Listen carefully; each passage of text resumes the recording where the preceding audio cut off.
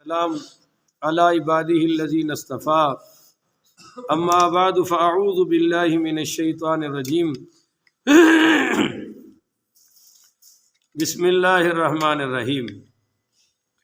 معزز محترم محتشم سامعین حضرات، 21 دسمبر بروز بدھ 2022 بعد نماز فجر کا یہ درس حدیث مصطفیٰ صلی اللہ علیہ وآلہ وسلم، یہ شرح ادب المفرد اور قسط نمبر 135 ہے۔ کمی بیشی اللہ معاف فرمائے۔ اور آج کا درس انشاءاللہ حدیث نمبر 796 سے لے کر 800 تک جاری رہے گا۔ آپ دعا فرمائیے اللہ کریم مجھے شرح صدر کے ساتھ حق سچ بیان کرنے کی توفیق عطا فرمائے، اور اللہ تعالی ہم سب کو عمل والی باتوں پر عمل پیرا ہونے کی توفیق عطا فرمائے۔ یہ ہے جی باب قول الرجل ویحک، کسی آدمی کو یہ کہنا کہ تیرا برا ہو، اس کی عربی ہے ویحک۔ ویحک تو ہلاک ہو، برباد ہو، تیرا برا ہو، تیرا ناس ہو، یہ ایک جملہ ہے۔ حدیث سنیے، حدیث نمبر 796۔ حدثنا احمد بن خالد قال حدثنا محمد بن اسحاق عن عمه موسى بن يسار عن ابی ہریرہ رضی اللہ تعالی عنہ وعنہم مر النبی صلی اللہ علیہ وآلہ وسلم برجل یسوق بدنۃ فقال ارکبها۔ حضرت ابو ہریرہ پاک رضی اللہ تعالیٰ عنہ کہتے ہیں کہ میں حضور پاک صلی اللہ علیہ وآلہ وسلم کے ساتھ تھا، تو حضور پاک علیہ الصلوۃ والسلام کا ایک آدمی پر سے گزر ہوا، اور وہ جو آدمی تھا نا وہ اپنی قربانی کے جانور پر سوار تھا، اپنی قربانی کے جانور پر سوار تھا۔ اس سے پتہ چلا کہ قربانی کے جانور سے کام لیا جا سکتا ہے۔ اور بعض لوگ کہتے ہیں نہیں جی نہیں قربانی کے جانور نے تو کچھ کہنا ہی کوئی نہیں، تو کام لے سکتے ہیں۔ قربانی کا جانور تھا، وہ سوار تھا، تو فقال حضور پاک صلی اللہ علیہ وسلم نے فرمایا ارکبھا، یار تو اس کے اوپر سوار ہو جا، تو جو گھر جا رہا ہے وہ بھی پیدل تو بھی پیدل، تو اس پر سوار ہو جا۔ تو فقال یا رسول اللہ انہا بدنۃ، اس نے کہا یا رسول اللہ یہ تو قربانی کا جانور ہے۔ فقال ارکبھا، آپ نے دوسری بار فرمایا یار تو سوار ہو جا، اس پہ سواری کر لے۔ قال انہا بدنۃ، اس نے پھر یہی کہا کہ یہ قربانی کا جانور ہے۔ فقال فی الثالثۃ او فی الرابعۃ، حضرت ابو ہریرہ کہتے ہیں کہ نبی کریم صلی اللہ علیہ وسلم نے 3 بار یا 4 بار اس کو فرمایا کہ بھئی سوار ہو جا، اور وہ آگے سے یہی کہہ رہا ہے کہ قربانی کا جانور ہے۔ تو چوتھی بار یا تیسری بار آپ نے فرمایا ویحک ارکبھا، کہ بھائی تیرا برا ہو تو اس پر سوار ہو جا، یہ تیسری بار فرمایا ویحک۔ تو یہ ایک جملہ ہے، کوئی گالی نہیں ہے۔ بعض لوگ بڑے حساس ہوتے ہیں، اور اصل میں تو حساس نہیں ہوتے، متکبر ہوتے ہیں، اگلے کو چھوٹا سمجھتے ہیں، اس کی باتوں کا غصہ کر جاتے ہیں۔ اور جب بندہ اگلے کو بڑا سمجھے تو اس کی بات کا غصہ مثلا باپ کے درجے پہ سمجھے، امام، خیر امام کی تو حیثیت ہی کوئی نہیں ہے، تو ہمیں گن کے ٹائم ہی ضائع کرنا ہے۔ مرشد کی حیثیت پہ سمجھے، باپ کی حیثیت پہ سمجھے، چلو اپنے علاقے کے آفیسر کے برابر ہی کسی کو سمجھ لے، تو پھر بھی اس کی بات کا غصہ نہیں ہوتا۔ اللہ اکبر کبیرہ۔ آگے ہے جی باب قول الرجل یا ہنتاہ، آدمی کا یہ کہنا اے بھولی، اے بھولی، بھولی سمجھے نا، نادان کو کہتے ہیں بھولی، اس کا بیان۔ حدیث نمبر 797۔ حدثنا عبد الرحمن بن شریک قال حدثني ابی عن عبد اللہ بن محمد بن عقیل عن ابراہیم بن محمد عن عمران بن طلحہ عن امہ حمنۃ بنت جحش قالت قال النبی صلی اللہ علیہ وسلم ما ہی یا ہنتاہ۔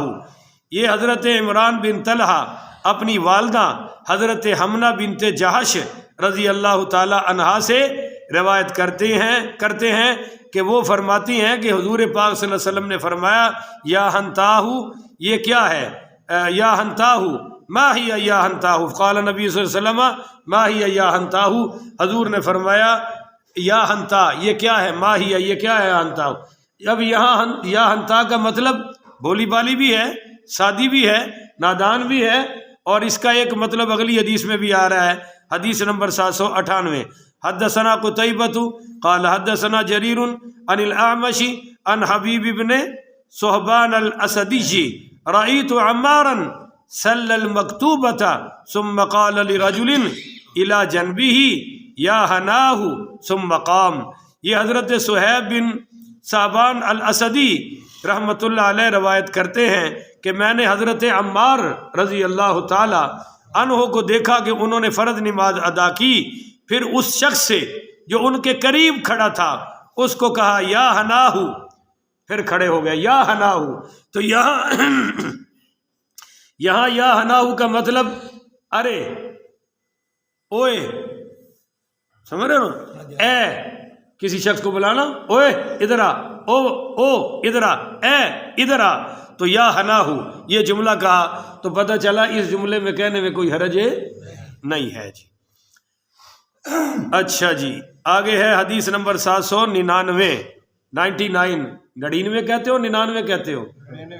اردو میں بھی 99 اردو میں تو 99 آتا ہے نا. تو 799 حدثنا علی بن عبد اللہ قال حدثنا سفیان عن ابراہیم بن میسرۃ عن عمرو بن الشرید عن ابیہ قال اردفنی النبی صلی اللہ علیہ وسلم فقال. یہ بڑی کمال کی ہے، آپ کو سننا پڑے گا توجہ سے. حضرت عمرو بن شرید رحمۃ اللہ تعالی علیہ اپنے والد سے روایت کرتے ہیں کہ انہوں نے فرمایا کہ مجھے حضور پاک صلی اللہ علیہ وآلہ وسلم نے اپنی سواری پر اپنے پیچھے بٹھایا، آگے حضور ہیں پیچھے میں ہوں، اب جا رہے ہیں. تو فقال آپ نے فرمایا هل معک من شعر امیہ ابن ابی السلتی.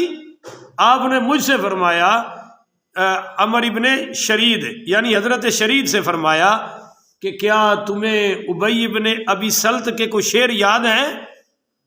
یہ بہت بڑا شاعر تھا ابی ابن ابی سلط سواد کے ساتھ. یہ اتنا بڑا شاعر تھا کہ اللہ پر ایمان کے شاعر بھی پڑھتا تھا، جنت کے اشعار بھی پڑھتا تھا، جہنم پر اشعار بھی پڑھتا تھا، پر تھا کافر غیر مسلم، اشعار بڑے کمال کے پڑھتا تھا. تو میرے نبی نے فرمایا اس کی زبان مومن ہے، دل کا کافر ہے. پتہ چلا جس کی جو خوبی ہو وہ ماننی چاہیے. وہ شعر اچھے کہتا تھا نا. اور سناؤں آپ کو، حضرت ابو ہریرہ کو فرمایا، ابو ہریرہ وہ تھا شیطان پر تمہیں بات صحیح بتا گیا ہے، یعنی شیطان نے آیت الکرسی بتائی تھی نا. تو پتہ چلا شیطان کی بھی اچھی صفت ماننی چاہیے. جتنا علم آئے گا اتنا بندہ وسیع القلب ہوگا، جتنی جہالت ہے اتنا تنگ نظر ہے. تو آپ نے فرمایا تمہیں کوئی ابی بن ابی سلط کے اشعار یاد ہے؟ قلت نعم. تو میں نے کہا جی ہاں مجھے آتے ہیں، اشعار تو آتے ہیں. تو فانشدته بیتا فقال ہی حتی اشتدته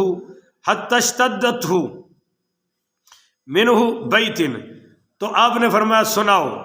تو کہتے ہیں کہ میں نے پھر نبی کریم صلی اللہ علیہ وآلہ وسلم کو ابی ابن ابی سلط کے 100 شعر سنا دیے، 100 شعر. تو پتہ چلا کہ جن اشعار میں قرآن حدیث کی مخالفت نہ ہو ان کے سننے میں کوئی حرج نہیں ہے. اب اسی طرح ایک ہے گانا. اب توجہ سے یہ مسئلہ سمجھ لیں، لوگوں کو پتہ نہیں ہوتا اور بہت لوگ بدتمیزی کر جاتے ہیں، اپنے اندر علم نہیں ہوتا، اگلوں سے بدتمیزی کرتے ہیں. ایک گانا ہے، گانا کس سے بنتا ہے؟ وہ آلات موسیقی سے. اگر اس کے ساتھ کوئی گائے ڈھولک بجائے وہ سارے ساز باز تو گانا ہے. پر اگر ویسے ہی آپ نے گانے کے الفاظ اپنی منہ سے گنگنا دیے تو یہ گانے میں شمار ہے.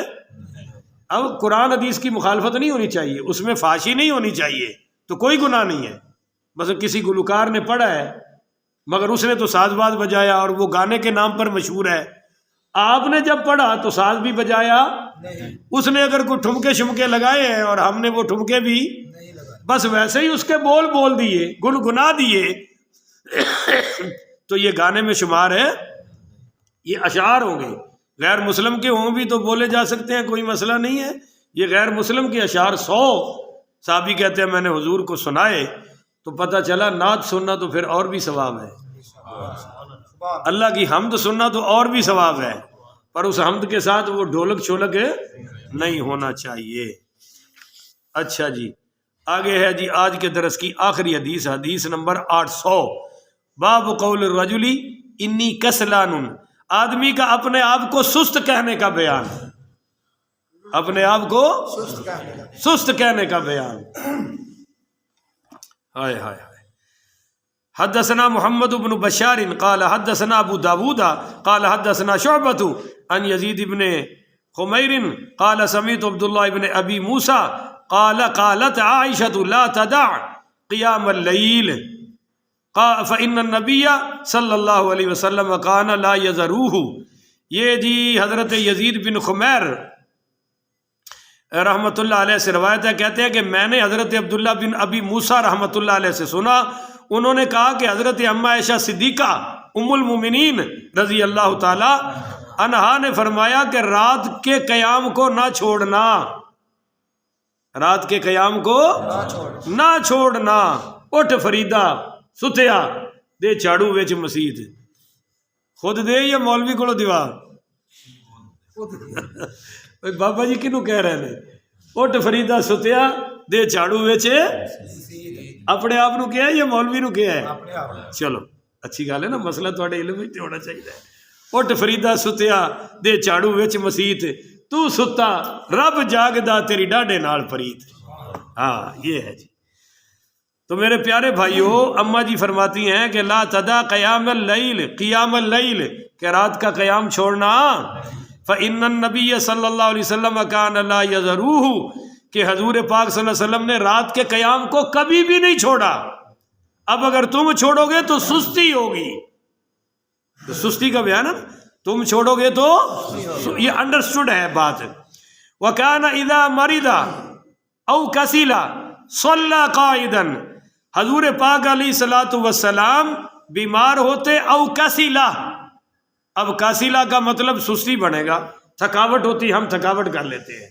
اماں جی تو زوجہ پاک ہے، کچھ بھی کہہ سکتی ہیں، ہم اس کا کیا معنی کریں گے؟ کاسیلا کا معنی تھکاوٹ، او مریدا، اذا مریدا وکانا اذا مریدا، جب آپ بیمار ہوتے، او کسیلا یا آپ تھکاوٹ ہوتی، تو صلی قائدن بیٹھ کر آپ اپنے معمولات پورے فرماتے تھے، یعنی پھر تہجد بیٹھ کر پڑھتے تھے، پر پڑھتے ضرور تھے۔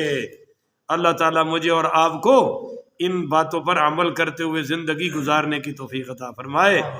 آخر ودعوانا ان الحمدللہ رب العالمین۔